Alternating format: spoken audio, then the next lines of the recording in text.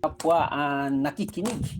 Yes po, ulitin ko na lang yung huling narinig ko sa inyo, sister, yung tatlo na yon. Ano yung tatlo, sister? Para mabilis. Para hindi na ako mag-isip ng marami. Sige po, ano yung tatlo, sister, yung sinabi mo? Yung ano po, yung pagdiriwang sa presensya ng Diyos. Okay? Pangalawa po, ang hindi pagkakasya ng lumang sistema. Mhm. Ang Okay. pangatlo, ang pagiging bukas sa pagbabago. Amen po. Yan. Glory to Okay. God. So, yung number one, yung ano yung number one? Ulitin nga natin number one. Sister? Ang pagdiriwang sa presensya ng Diyos.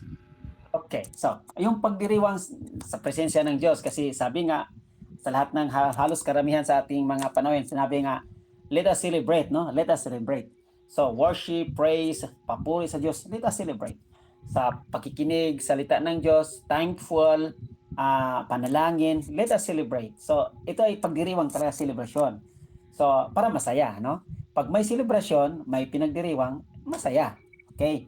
So, hindi pagdadalamhati. Okay? So, yun.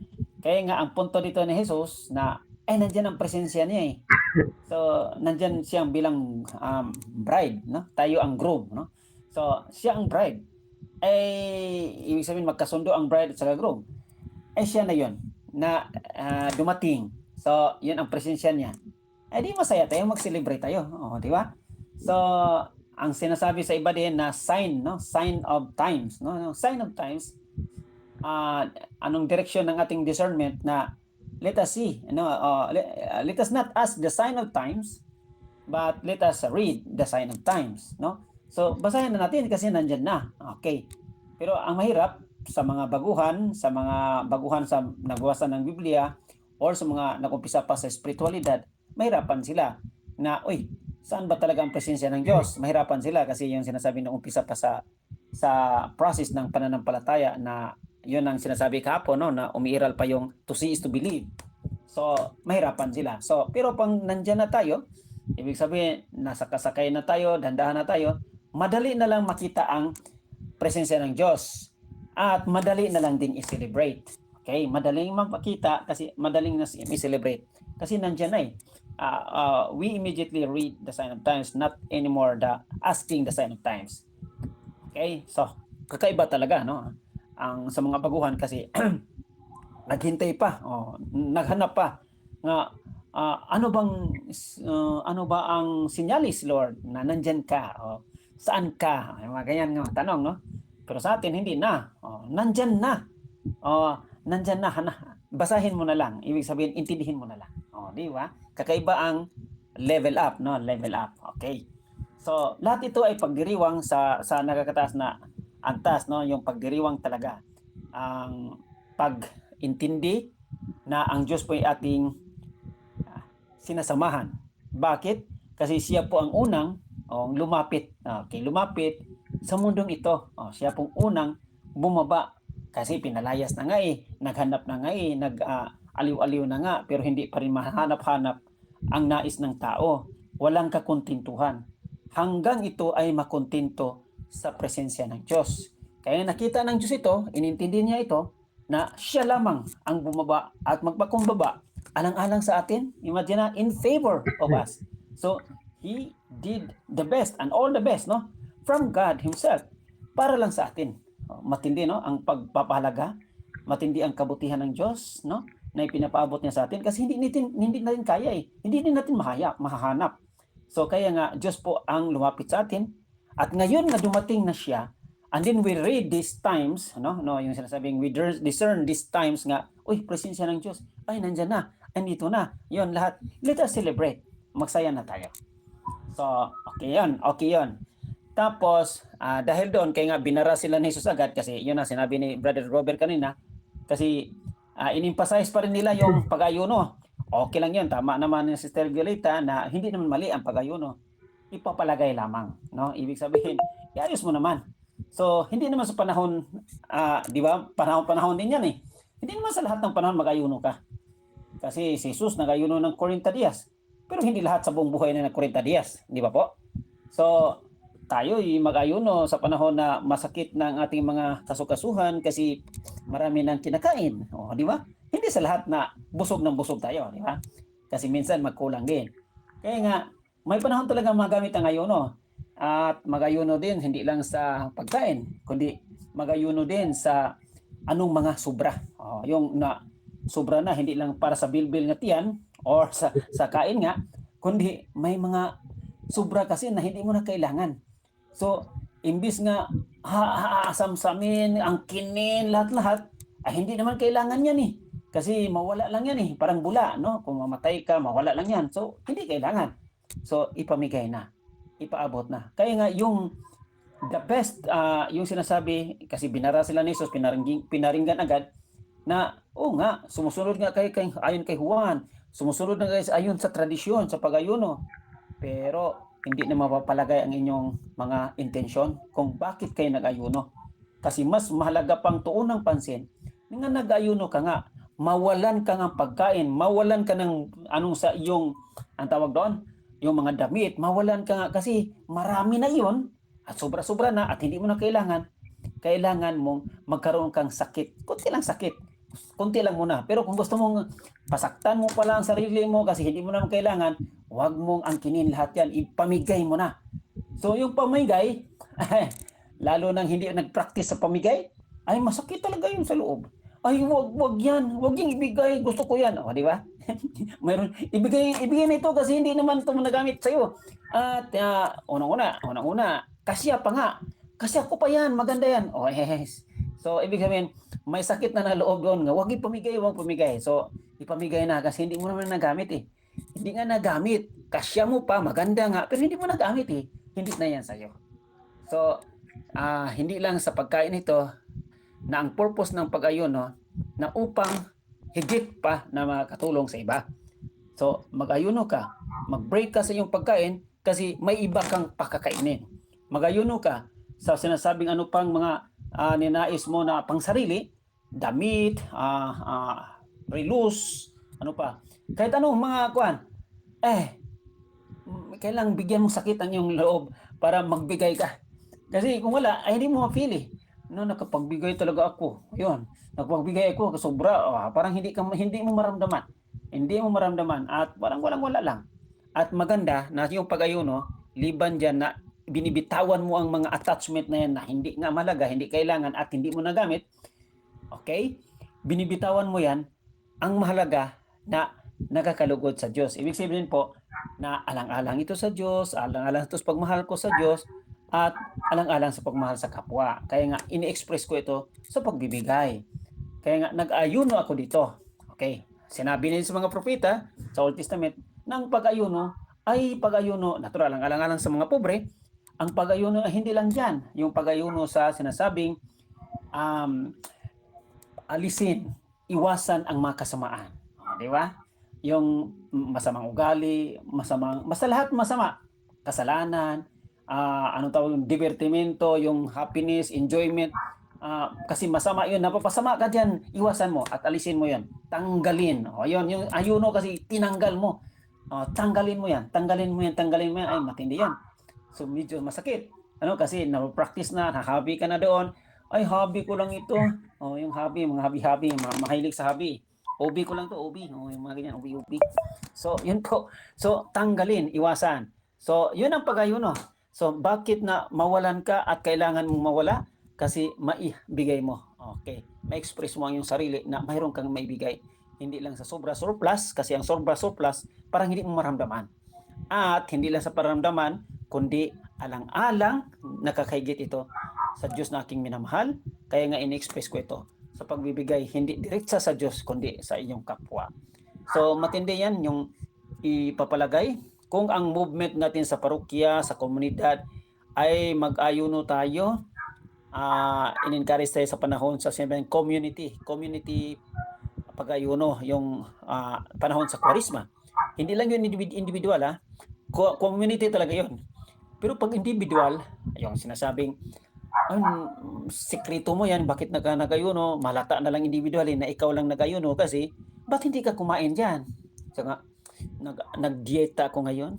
Yung mga ganyan, ayuno ako ngayon. So, individual yon. Okay? Ba't hindi mo sinusuot ang magandang damit? Nag-ayuno kasi ako eh. Yung matindi yun. So, kasi mayroon ka ng nilaanan sa maganda mong damit. So, mga ganyan, mga sikreto lang. Pero iba yung community ha. Yung community, ini-express sa activity ng kawanggawa, outreach program, community yon. Ayun. Kasi kailangan matanggal mo yung sa sarili, magbigay tayo ng love offering at medyo hindi naman mabigat kundi nakagaan pa rin sa loob, pero kailangan na maramdaman natin na mayroon talagang naitulong kasi higit pa ito nakatulong kasi alang-alang sa Diyos at sa kapwa. So, maraming mga kaparaanan ang pag-ayon, no?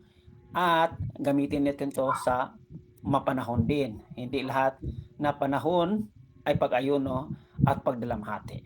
So, yun ang kabilang parte, ang prima unang parte ng Ebanghelyo. Okay? So, let us celebrate. So, lahat ay happy, enjoyment with God.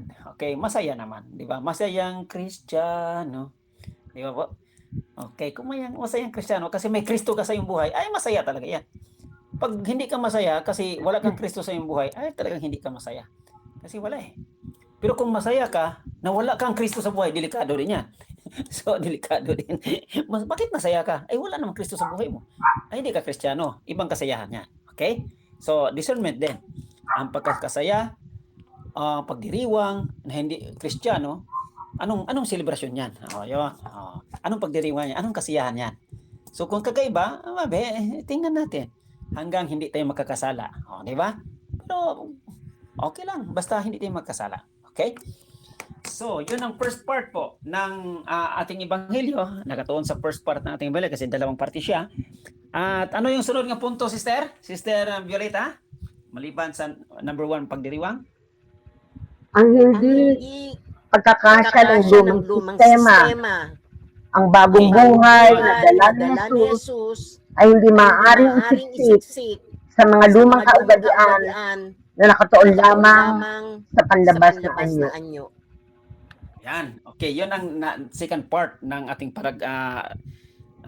pangalawang paragraph, yung pangusap diyan sa Ebanghelyo. Okay? Yan, lumang sisidlan, lumang kaugalian, lumang pananaw. Yun. Kasi hindi naman ito sa sisidlan kasi kung sisidlan man yan na container, totoo naman, literal.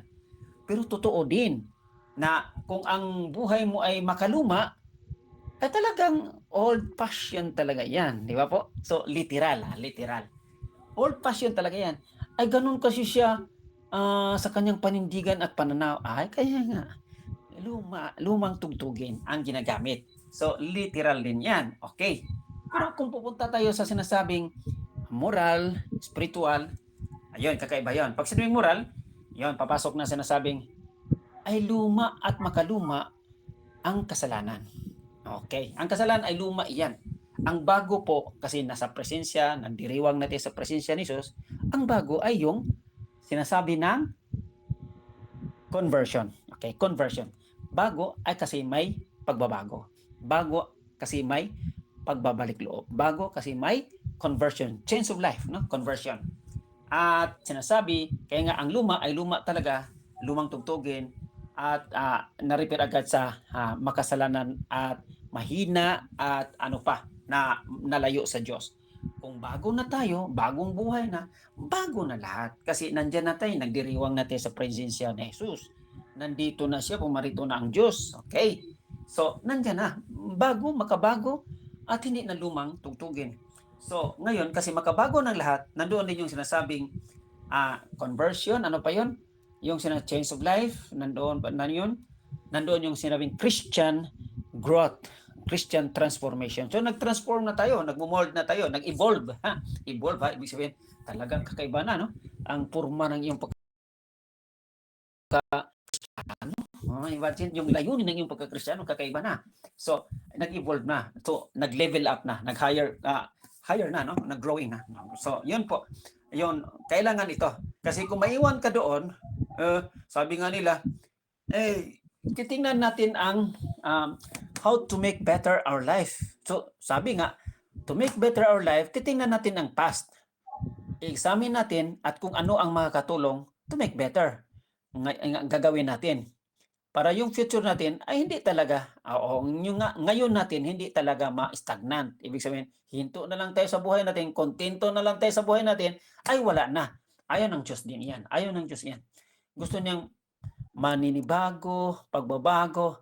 Kasi natandaan niyo mga kapatid, most of the times, ang tao po ay, anong tawag doon? Hindi talaga nanatili sa kanyang lugar. Okay, ulitin natin ang tao po, most of the times, hindi natili sa kanyang lugar. Halimbawa, ikay pinanganak noon, diyan. Saan ka ngayon? Nakita niyo mga kapatid? Halimbawa, ako, pinanganak ako sa Cebu. Pero sa Cebu, malaking probinsya yan, doon sa Malayo at saka Bukirin. Pero hindi na ako lumaki doon. Sa city na. At mula doon sa Cebu, dito sa Italia. So hindi talaga. Kasi gusto ng Diyos yan. Sinong nahinto sa kanyang lugar? Sige nga. Doon siya pinanganak at dyan na natili hanggang, hindi ko alam, tumanda. Sino sa atin nga nanatili ngayon? Literal Ibig sabihin, hindi talaga. Sinong magka-confirm po? Ayaw niya mag-confirm. Ibig sabihin, na hindi talaga siya anong tawag doon? Hindi na, anong tawag doon? Hindi nagbago talaga kasi diyan na siya, diyan siya pinanganak, diyan siya lumaki, diyan sa lahat at di same nga bahay. Mayroon ba kayong ganung sitwasyon po? Na lahat ng narito? Wala talaga. Nagbago talagang lahat. Hello, sinong gusto mag-participate?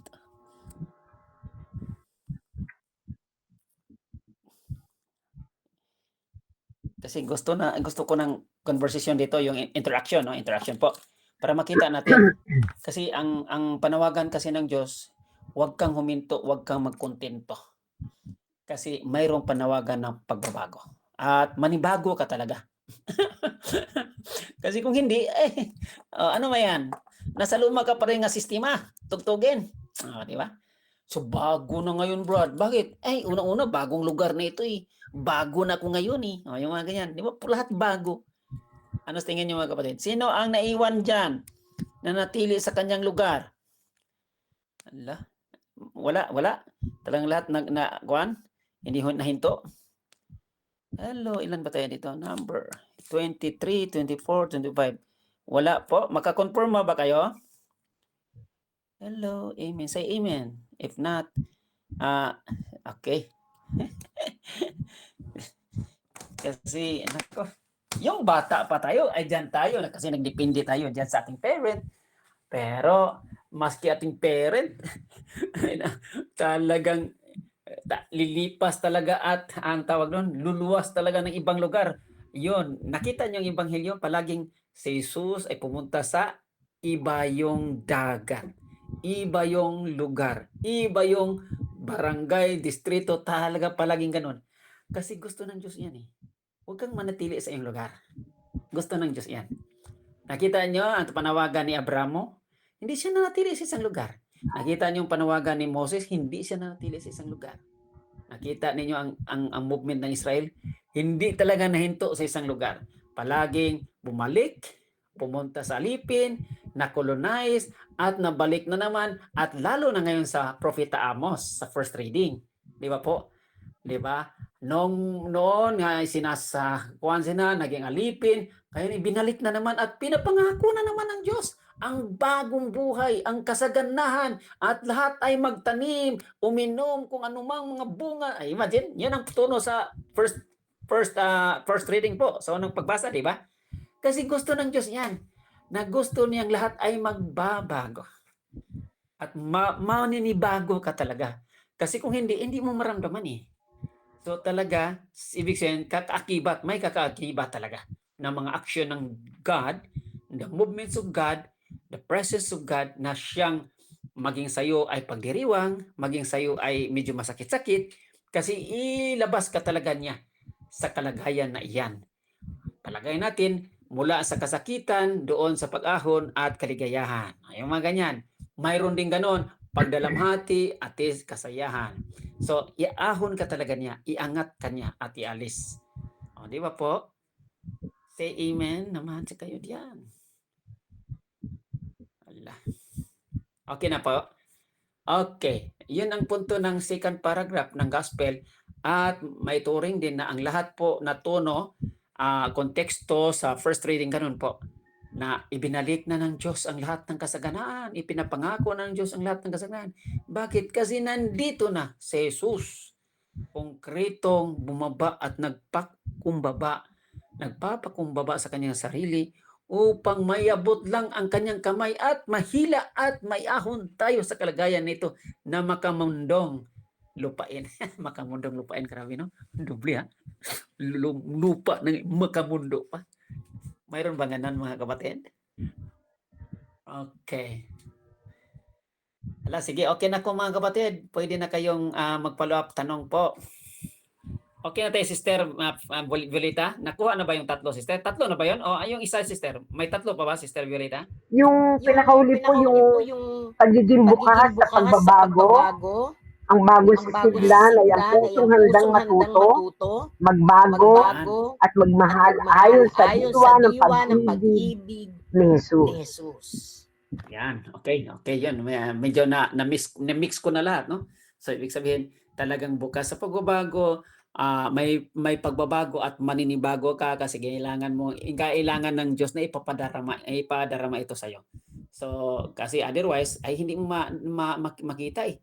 Hindi mo malasahan kung gaano siya sa iyo gaano ang Diyos nagmamahal sa iyo. Ano? Yung mga ganyan po, kabutihan ng Diyos. Kung noon ay may medyo kalayuan at hindi mo maintindihan, ngayon ay magaan na lang. Kung noon nasabi natin angal tayo, ngayon hindi na umaangal. Kung noon ay hindi tayo mapagbigay, ngayon talagang mapagbigay ka na, di ba? Kakaiba, no? From negative to positive, no? To positive. And then from that positive at nag-become pa double ang positive, di ba?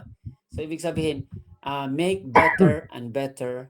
Hindi lang from negative to good, naging good to better pa, and then better to best. So ibig sabihin, nakakasaya, no? Yung nag-improve alang-alang sa Diyos at sa kayong kapwa.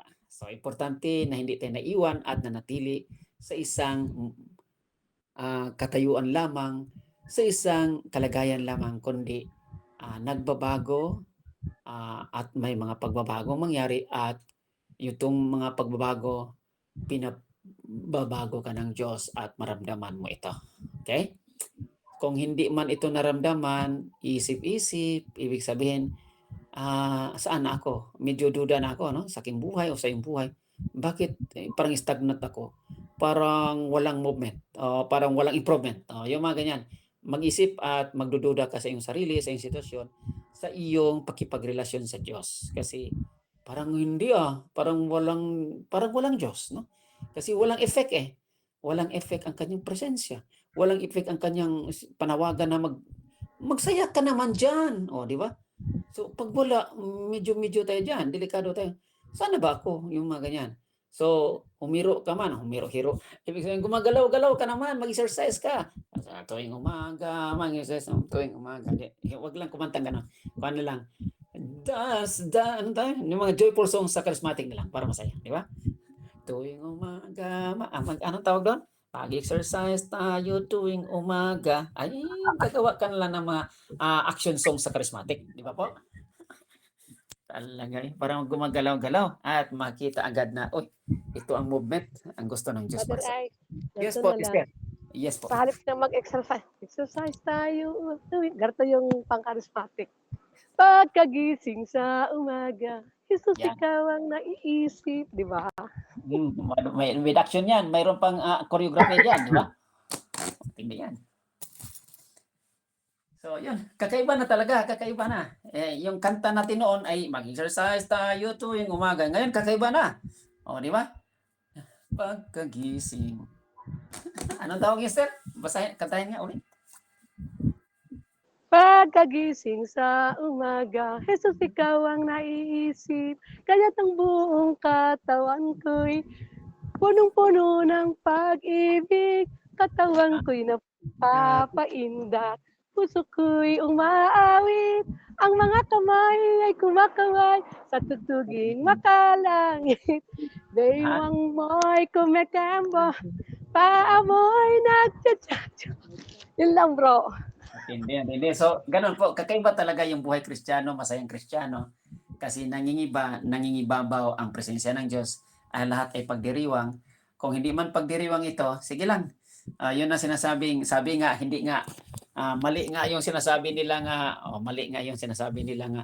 Bakit? Sunod lang tayo ng sunod ng sinasabing anong tawag doon? Paggalaw ng gulong ng mundo. O ano yung gulong ng buhay? Hindi Okay, mali pala yon mga kapatid. Yung sumunod ka lang sa gulong ng buhay. Yung ibig sabihin, ang buhay ay parang gulong lamang. Ngayon ay nasa itaas at bababa ka bukas, iikot na naman, nasa gilid-gilid ka, paakyat na naman, pahon, paitaas. So, mali yan mga kapatid. Kasi ibig sabihin, talagang sinusundan mo kasi ang gulong ng buhay. Huwag ganon. So, sinusundan mo si Jesus. Okay? Sinusundan mo si Jesus po. So, wag dyan kasi bahala na ang Diyos sa atin po. Ibig sabihin, hindi po yung gulong ng buhay kasi magbabago ka talaga kay Jesus po. So, yun. Matindi yun, no?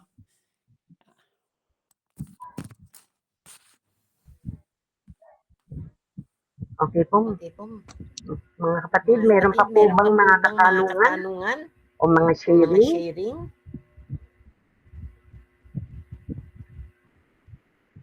Wala na po ba? Hello po. Ayan. May tanong ako konti kay Brother Ike. Brother Ike, sa pagbasa natin, di ba nagtanong ang isa doon na bakit hindi sila nag-aayuno?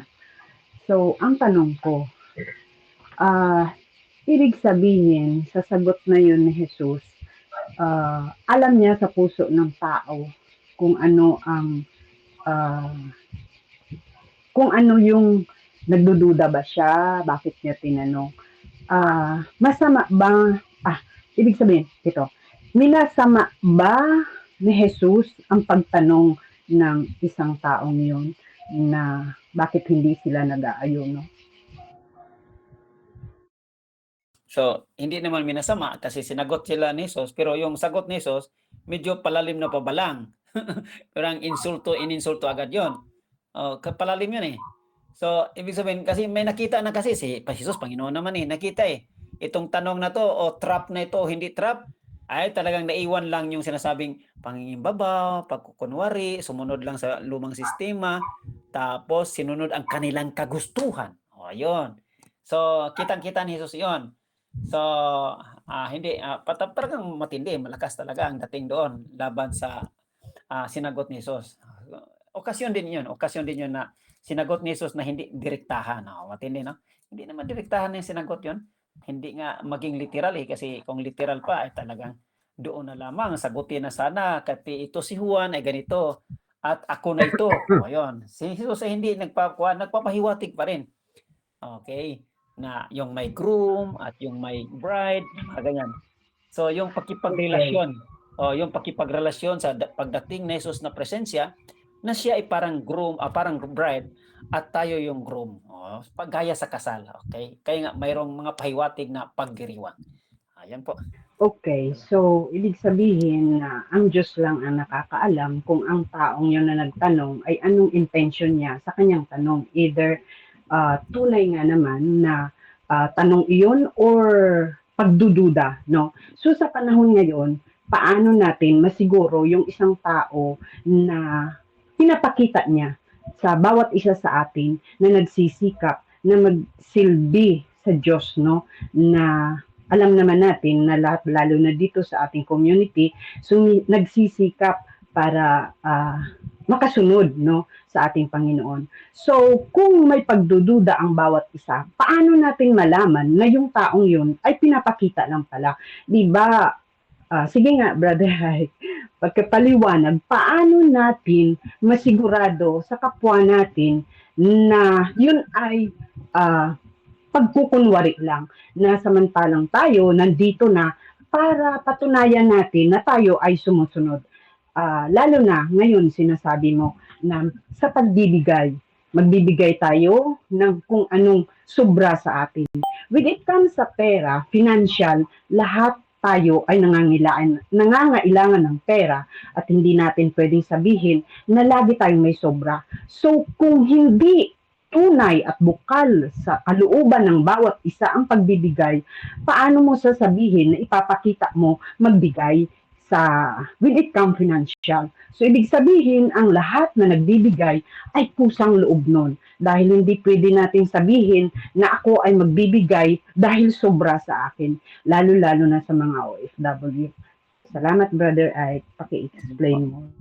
Totoo talaga yan, sister. Kasi sa buong buhay ko rin, hindi talaga nagsobra din. Wala talaga tayong surplus dito. Hindi tayong ganun kayaman nila eh. Yung may mga hirdita nga. Kaya nga, sabi ko sa iyo, hindi mo masabi na, sige, magbigay ako dahil sobra. Lahat tayo nangangailangan. So, ibig sabihin, ang nagbibigay ng offering ay kusa ito dumarating sa ating puso voluntarily na tayo ay magbibigay. So, paano natin mapagdudahan ang isang tao na ito ay pakitang tao lang? Amen? Amen. Yun ang unang sinyalis, lang mga kapatid, hindi natin direktahan sa sino man sa atin, okay? Anong sinyalis po? Pag ang tao na yan ay nagbigay, pareho nga tayo walang surplus kasi hindi naman tayo anak ng mayaman o may mga heredita diyan o may mga business diyan, puro tayo trabahante. Okay. So kung siya ay nagkukunwari, medyo mabigat, nagbigay nga siya, mabigat sa kanyang puso. So yung para magaan siya sa iyong pagbibigay, yung balance, no? Kinakalkulo mo kasi yan nag-budget ka kasi. Kaya nga, pwede pa akong magbigay. Pwede pa akong magbigay kahit na hindi ito surplus sa akin. Pwede pa ibahagi ko ito. Magaan lang. So may dating sa kapayapaan, makita sa kanyang mukha.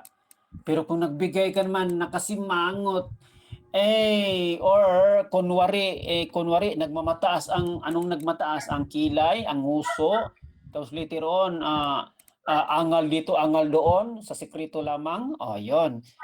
Marinig at makita natin yan. Pero pag sinabing nagbigay na mapayapa, kasi calculated ang lahat, may budget, ang gaan. Tapos natural, may Diyos po na intention, no? May kapwa pangailangan, tinutulungan, at lalo nang nag-abutan tayo sa ating mga pagtutulong sa bawat isa natin itong kasamahan. Yan po. Makita sa sinyalis. Sinyalis lang. Pero hindi tayo pa rin makahukom, no? Hindi pa rin tayo maka-judge. At ay panawagan naman na magbigay po tayo kasi mayroon tayong contribution na ganito. Magbigay po tayo kasi mayroon tayong love offering na ganito. Yes po. Pero kailangan na nandoon yung buong pagbabudget, buong pagbabalance na hindi tayo mabigatan. Kasi otherwise, kung mabigatan tayo, tataas na natin kilay, nguso kung ano at aangal pa. Hindi po. Ayaw ng Diyos yan. So doon makita ang kagaanan, ang bukal ng loob. Proseso. Ibig sabihin buong process ito. So hindi basta-basta automatic na magbigay. Kailangan mag-budget ka talaga. I-balance mo po. Mangyayari iyon, ang sinasabi natin tataas ang kilay, by force magbayad ka kung may utang ka. ano yan? Yan ang mahirap. Pag sinisingil ka, ay iwasan mo na kasi wala ako Talagang wala ako ngayon Ay, buhay. Buhay talaga, no? Laking kulang, no? Talaga, sa utang, alisan pa natin, iwasan. Patay. Ay, buhay. Sister Erlinda, take it away na po.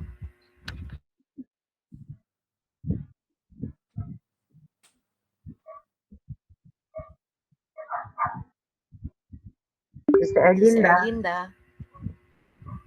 Parang Okay na po. Sister Erlinda. Sige po, mga kapatid, Sister Eloisa, kayo po ang unang nagtas ng kamay, kayo po ang yung mga ibibigay na reflection o tanong. Hindi po ako magtatanong. Yung pinag-uusapan po natin ng magbibigay po ako ng sharing. Good morning po, Brother Ike. Malapit ko na po kayo makita. Pupunta kami po dyan sa August, sa Milan. Kaming pamilya. Pupunta kayo dito sa Roma, sister? Yes po, kami pong pamilya. Hinintay lang po namin yung isang pare, si Father Dennis Dueñas, si Father Renan Nelostrissimo. Hindi ko po alam, uuwi daw po siya. Hindi pa po. Basta kung pupunta kayo dito, sister, Pupunta ka dito, magpagkuan ka, mag-abiso ka, para magkita tayo. Matagal ka nang pupunta dito. Mag-abiso, hindi tayo magkikita. Yes po, Paano? brother. Isama mo po Okay. kami sa prayer, Brother Ike. Yung apo ko, Sige, sige. yung anak ko, at saka po si ako. Pero po yung asawa, hindi pwede kasi ano po siya, substitute ng isa naming kasamang choir every August po yun. Pero pinangako namin tatlo po. Ako, yung anak ko, at saka yung apo kong na mahal ko. Sabi ko, kung pupunta tayo sa ibang lugar, hindi ako sasama. Gusto ko Roma lang. Kasi marami akong madadat na ng mga kapatid ko doon, mga kapatid sa pananalig sa Panginoon Diyos. Hindi po ba, Brother Ike? Magsishare po ako. Baka isang oras na naman ako dito, si BFF, kaya naging BFF ko si Brother Grover sa daldalan ko. Tungkol naman po dito sa mga love offering. Ako po talaga, Brother Ike, pag Pilipinas pa po ako, nag-love offering na po ako. Saan po? Sa mga nagiging alagad ng Diyos, mga nagpapare, yun po ang ano ko. Pero, hindi po pagkukunwari yun. Kasi po, Brother Ike, ako po kasi, nung buhay pa yung ama ko, magulang, parents, ang gusto ko po talaga maging madre. Pero, naging madre ng dalawang dilag, dalawang batang magagandang hindi nagmanasay na. Joke lang mo po. So, Brother Ike, ang ano ko pong noon, mission, up to this moment, ang tumulong po. Hindi ko na po sinasabi kung saan, kung ano yun.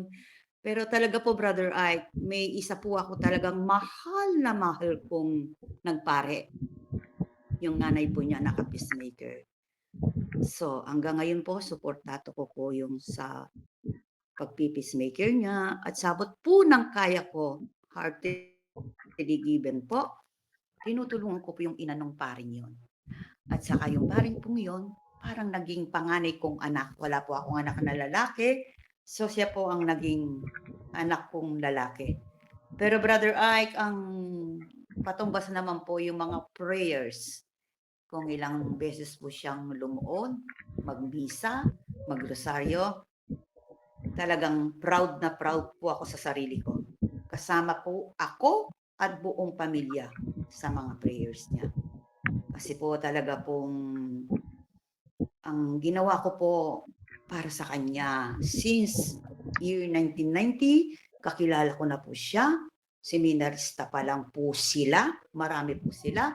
Yung first ordination niya po sa Genova, nandoon po kami. Yung anak ko pong panganay na talagang buwan next month, manganganak na po, dinala po kami sa itaas ng bundok. At sabi po nung anak ko, na buntis, sasama ako mama kasi gusto kong makitang o-ordinance siya. So, glory to God po, Brother Ike, nakaraos naman po kami. Pagkababa, August 27, July po yun nung first ordination niya. Nanganak po yung anak ko, kaya naging special ninong po niya yung pare. Na ngayon po talaga na bless po ako sa mga ginagawa ko. Even though na alam ko po, hindi pa po ako perfecta. Marami pa po akong ipagdarasal para ako po ay talagang maging katangi-tangi sa mata ng Diyos. Pero yung pagtulong sa kapwa po, talagang totoo po yung Brother Ike. Dapat po, binibigyan mong laan. Kahit naman po sa Bible, kasama po yun. Yung magbibigay ka po talaga sa mga kinikita mo. Kaya ako po, Brother Ike, sa buhay ko po, even though na kung minsan maglilista po ako ng budget sa mga gastusin ko, nagiging disappear po yun. Kasi, po, yung mga sinulat ko, hindi po natutubad kasi po yung mga other expenses, kung minsan po talaga hindi mo maiiwasan yun, lalo na po ako, breadwinner sa Pilipinas, kaya po ako'y, pag sinabi nila, ganito, ate o tita, tulong na po agad. Kaya yung sarili ko, nandi-disregards ko. And then, hindi lamang po pamilya. Minsan po, may tatawag po yung mga kakilala sa Pilipinas, dito sa Italia. O, Eloisa, ganito. So, hindi po ako nagbibigay ng tulong na hindi bukal sa puso ko. Pero kung magkano po yung abot kaya ko, yun po ang binibigay ko. Walang pagkukunwari, sasabihin ko sa kanya, ito lang ang kaya kong itulong sa'yo. Up to this moment, kapon po, Brother Ike, 38th anniversary na po ng aming San Tomaso Filipino community. Pero ako po ay 36 lang dito sa Italia. Kaya glory to God po. Maraming salamat sa journey ko po. Talagang kasama ko ang ating Panginoon Diyos. At lalo pong umunlad ang buhay ko nung napasama po ako sa inyo dito sa Friends of the Bar. 5 years, papunta na po ng 6 years. Kaya pag ang puso mo, binigay mo sa Panginoon Diyos, there's a time nagkakamali ka, pero palaging daan mo ay diretso kasi hindi ka niya pababayaan. So always be good sa abot ng kaya mo kasi ang goodness ng Panginoon Diyos, palaging nandoon yon. Palaging kumapit ka lamang po sa Kanya. Salamat po, Brother Ike. See you po sa August. Magme-message po ako sa inyo. God bless us all po always. Brother Ike, salamat po sa pakikinig. Salamat po sa lahat po. Salamat, Sister. Okay, so Salamat, Sister Eloisa. Pakinggan naman natin si Sister Peli, nakatas din ng kamay. Ano sasabihin mo ka sa mga talk ng ating coordinator, si Brother Wright? Sister Peli. Magandang araw po sa ating Panginoon at sa ating lahat. Narinig ko si Sister Eloisa, sabi niya, Father na para ngayon si Brother Ike, pwede na rin. Eh di napatawa tayo na Sister Nalilito Per. na tayo Sister ngayon, Per, di ba? I love you. God bless you. Purihin ang Oh, Panginoon. di napatawa ko kayo. Father na ngayon si Brother Ike. Mukha naman hindi lang natuloy. Hindi na bale, basta sa kay Lord ay pare. Lahat tayo padre at madre. Sa kakasama naman natin siya, ibang mission niya, di ba bro, Sister Per? Kaya natawagan ko muli siya ng Father. Excited lang po kasi ako. Glory to God. So, alam nyo, para po sa akin, no, sa tulong ng Banal na Espiritu Santo, ang luma, sabi nga ng Panginoong luma at ang bago. Ang pinapahayag po dito ng Panginoon ay tungkol po sa Old Testament at saka sa New Testament at ang kanyang kamatayan at ang relasyon sa kanya. No? So, kasi yung mga Yudiyo yon, yung mga Parasiyo, nag-ierga kasi hindi pa nga nila kilala ang Panginoon. Kaya pinapahayag ng Panginoon, bakit masaya? Kasi, hindi ba tayo masaya? When the moment na tinanggap natin pag tinanggap ko ang Lord, I feel the spirit of joy. Ano man ang ginagawa ko, ay masaya ako. Kung nakita ang tao, kung hindi, maliit na bagay, malaking bagay, walang question mark, walang kung bakit, no, sino, pagkat ay ang grasya ito ng Diyos, ang ating pagbibigay, galing sa puso, ito po'y grasya ng Diyos. Kahit hindi galing sa puso, biyaya din yan ng Panginoon, pagkat sinabi ng Panginoon, tungkol doon sa palayan, di ba? Sabi ng mga disciple, may tumubo na mga dumi. Kaya alisin. Sabi ng Diyos, wag alisin. Pagkat ang Diyos ay umuulan sa mabuti at masama. Di ba? Kahit na lang sa ating mga pamilya, sa pamilya ko, hindi naman lahat ay nasa Panginoon. Ngunit, ako na iniisip ko ang mabuti, iniisip ko rin ano ang mabuti para sa kanila, kaya palagi ko binibigay sa kanila ang salita ng Diyos. Ito po ang Panginoon sinabi sa babae, no? Kaya ang pananampalataya ay nakaligtas sa iyo, kaya tumayo ka at kapayapaan na sa iyo. Kaya ang kapayapaan, walang question kung bakit, sino nagbigay ko. Kasi sarili natin yan Sarili ko yung relasyon sa Panginoon. Ako'y masaya, mayroon ako relationship sa Diyos. Kung wala yan, kahit anuhin pa natin, katulad ng mga yung Parasiyo, hindi nila alam. Pagkat ang nalalaman lamang nila, yung sa kanila, wala pa sa kanila ang binuksan ang Spirit Espiritu Santo ang kanilang mata, hindi pa binuksan. Pat ang isang tao, ako kung sino, pag hindi pa binuksan, wala pang biyaya, hindi pa natin malalaman, maintindihan ang salita ng Diyos, hindi talaga natin alam. Kaya ang tao may alam, nakikita niya ang kamalian ng iba, ang ibig sabihin, pinakita sa atin ng Panginoon kung ano ang mabuti at masama. Kaya kailangan mahalin, turuan, yan ang papel ng mga tao'y sumusunod sa kalooban ng Diyos at masaya. Sabi nga ni Sister Pel kanina, ano yung sinabi niya, kinanta niya? Pero ang paborito ko kasi yung kasama natin ang Diyos. Ayun, kasama natin ang Diyos. Wala tayong dapat malungkot kung ano, masaya palagi, mahirap at ginawa. Sabi nga sa Salmo, kahit sa gitna ng mga sa gubat, gera, no, iligtas ka ng Panginoon. Wala kang takot, no? Palaging joy, the spirit of joy. Pagkat ang demonyo ayaw niya masaya ka. Katulad ito, mga parsyo, nakikita palagi ang kamalian. Pero tayo, sana nawa tayong lahat kinuha ng Diyos, pinili ng Diyos, no? Isang mga charismatic, no? Isa kasi charismatic ay regalo. Iba ang charismatic kasi palagi lang napupuri sa Diyos, palagi nag-uusap sa Diyos, nagmamahal sa Diyos at sa ating kapwa. Purihin natin ang Panginoon and the Spirit of Joy uulan sa atin sa oras na ito for the glory of God. Amen.